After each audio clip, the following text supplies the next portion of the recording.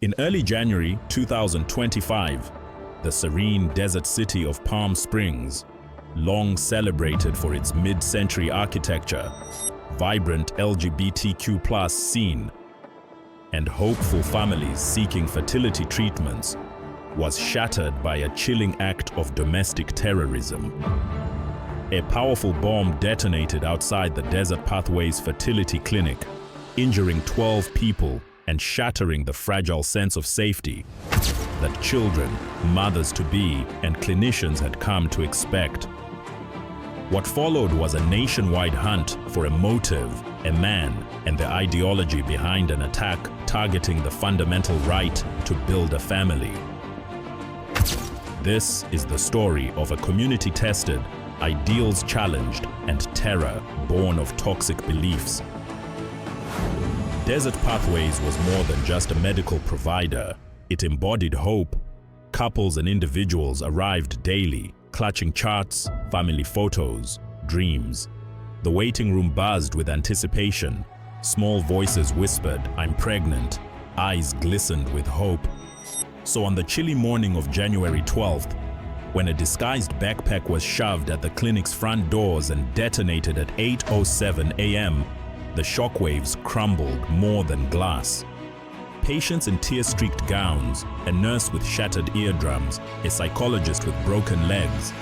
Media outlets reported chaos in minutes. Ambulances raced, sirens screaming into the dawn. Local businesses shuttered. Palm Desert's mayor called it an act of violence against humanity. From the outset, the FBI treated it as domestic terrorism. Early analysis revealed a pipe bomb rigged with shrapnel, packed in liquid accelerants to maximize casualties.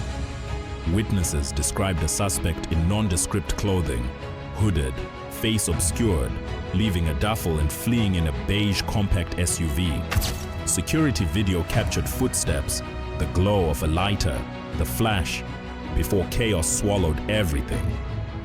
Investigators moved swiftly, canvassing nearby businesses, tracing phone pings, and scouring camera networks. Within 48 hours, they identified Tony Williams as the primary suspect. Tony's life was not exactly law-abiding, but nothing prepared his hometown for what he was capable of. A U.S. Army veteran who served in Iraq, he returned to California in 2014 with visible scars, but invisible ones too. As a medic, he saved lives, yet struggled with PTSD. His mental health visits declined. Employment stints at firefighter training sessions came and went. By 2020, Tony had moved to Palm Springs, working at a local home improvement shop by day, reading conspiracy forums by night. His pages weren't under the radar. They were paranoid and conspiratorial, with anti-medical system rhetoric, isolationist messaging, and a radical focus on populations not meant to exist. To a close friend, he once mused, "They're manufacturing life that shouldn't be born." It sounded like a metaphor, until it wasn't.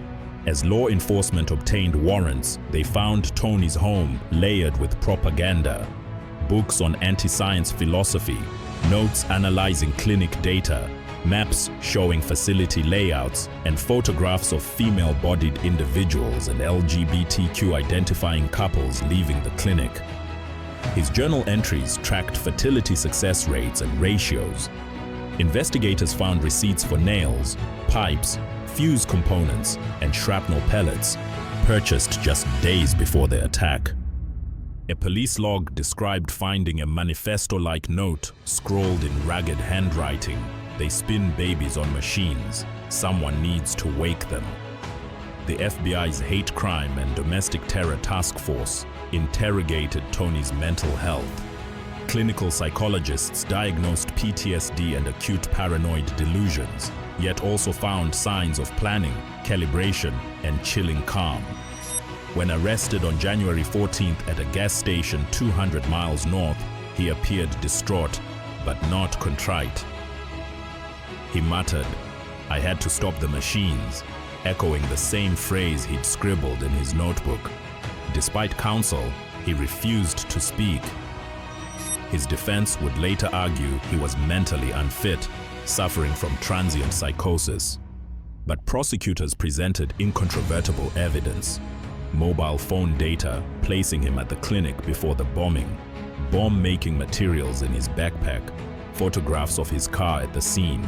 Traumatic stories emerged from the victims.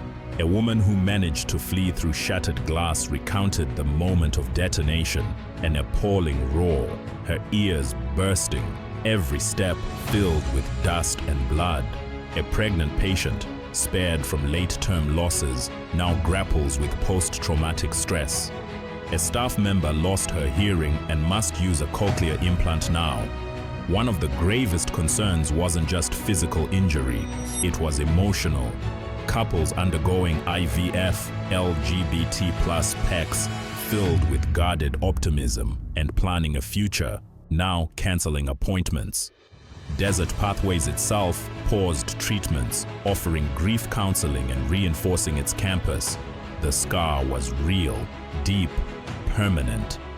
Public reaction was swift. City officials declared a state of emergency. Governors, senators, and California's Attorney General condemned the act, promising legislative responses to domestic terror. Feminist and LGBTQ+ groups led candlelight solidarity vigils, chanting, "Families are sacred," and "We will not be silenced." News outlets featured segments comparing this attack to past fertility clinic arsons, anti-abortion violence, and rhetoric from extremist fringes. The attack carved a new line in America's hate crime history, one aimed at reproductive rights, families, and bodily autonomy. Tony's trial was scheduled for February 2026, but the lead-up was intense. Defense attorneys highlighted his PTSD, depression, and the possibility of psychosis during the bombing. They moved to suppress evidence related to his political writings, hoping to shift the narrative to one of mental breakdown rather than ideological hate. Prosecutors described a second count of attempted murder, 12 counts of aggravated assault with a deadly weapon, and hate crimes enhancing the charges. They would have to prove Tony targeted patients because of their identities and reproductive choices. In pre-trial hearings, expert witnesses clashed over intent. Psychologists testified Tony's journal was a paranoid meltdown, proof of mental disease. Behavior analysts countered that his methodical notes, bomb schematics, and timing, targeting patients early Saturday morning, showed rational planning.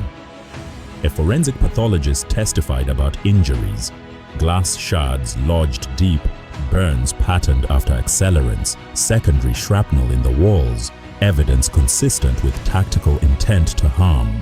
Airwaves and social media buzzed. Opinion columns asked whether attacks against IVF clinics should be treated like attacks against schools or places of worship, calling for new legislation. Reproductive rights activists responded with calls for sanctuary clinics, hazard protocols, and federal protections.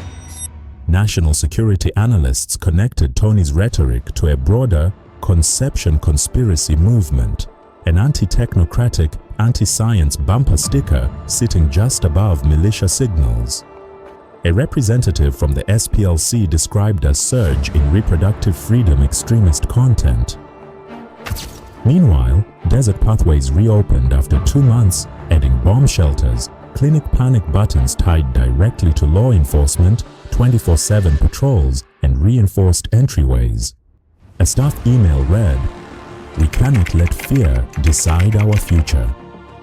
Families returned, but the echoes of violence lingered in hushed phone calls and cautious hugs. A therapist described a surge in infertility patients canceling procedures, not just out of fear, but guilt. Why couldn't a child just conceive naturally? Tony's trial opened at the Riverside Federal Court. Cameras were banned, but journalists described a solemn courtroom. The prosecution presented evidence in chronological order. His journal claiming IVF was unnatural, purchase records of nails and chemicals, police body cam of explosive residue, sobbing testimony of injured families. Then, a chilling calm, Tony alone in the witness stand, refusing to stay seated. His own words came back. It wasn't about hate, it was about the right to be human. Then the defense attorney took the stand. She spoke of a soldier seeing too many bad sights, soldiers who lost limbs just to build bombs for war. She recited PTSD research, stress-induced psychosis, hypervigilance, intolerance of medical exposure. She said the bombs weren't racially targeting couples, they targeted machines. Tony wanted to shut down the machines, not kill women.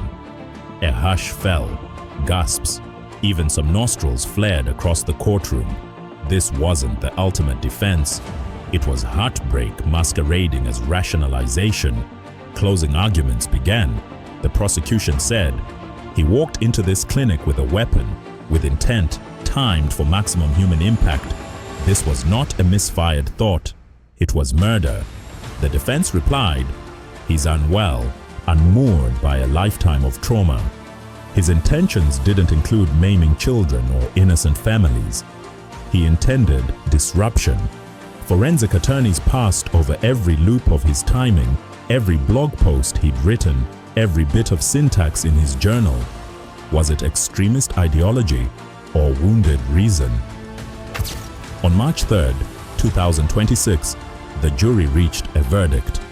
After 10 hours in deliberation, they returned guilty on all counts: attempted murder, aggravated assault, hate crime enhancements. The judge called Tony's plan a terrorist ambition dressed in personal grievance. He called the bombing statement bombing, a symbolic and systemic attack. At sentencing, the courtroom overflowed. Patients, priests, activists hugged. Tony said nothing until his sentencing. Life in prison with no parole. His own eye contact was fleeting, as if he'd disappeared into his trauma. The fallout spread. Washington lawmakers fast-tracked the Family Safety Protection Act, increasing punishments for attacks on reproductive health services. The CDC issued new safety guidelines for fertility clinics. California passed funding for clinic-grade incident response, counseling grants. Public awareness expanded. Medical school trends shifted, adding domestic sorority modules for clinic staff. One patient, speaking after sentencing, said, "They attacked our hope. Now we fight harder for baby steps to full families." But still, questions linger. Had warning signs been ignored? Those blog entries, those journals? Should clinic security have been tighter earlier? Where was the red flag ignored? For now, Palm Springs holds memorial banners, not for unborn children, but for shattered innocence. In that desert city, families mark the one-year anniversary with lilies, banners, and small barefoot walkthrough by clinic patients. They call it the Walk of Hope. In the flicker of candles, there's grief, but also resolve, because modern civilization is built not just on science and medicine, but on the right to choose, to hope, to create a family. And sometimes, defending that frontier means fighting back, not with bombs, but with love, defense, protection, unity. If this investigative documentary moved you, subscribe for deep dives into modern domestic terrorism, where ideology meets reality. Share your thoughts. How can clinics stay safe? Where do we draw the line between mental health crises and extremist violence? And remember, solidarity, not fear, shapes our collective future.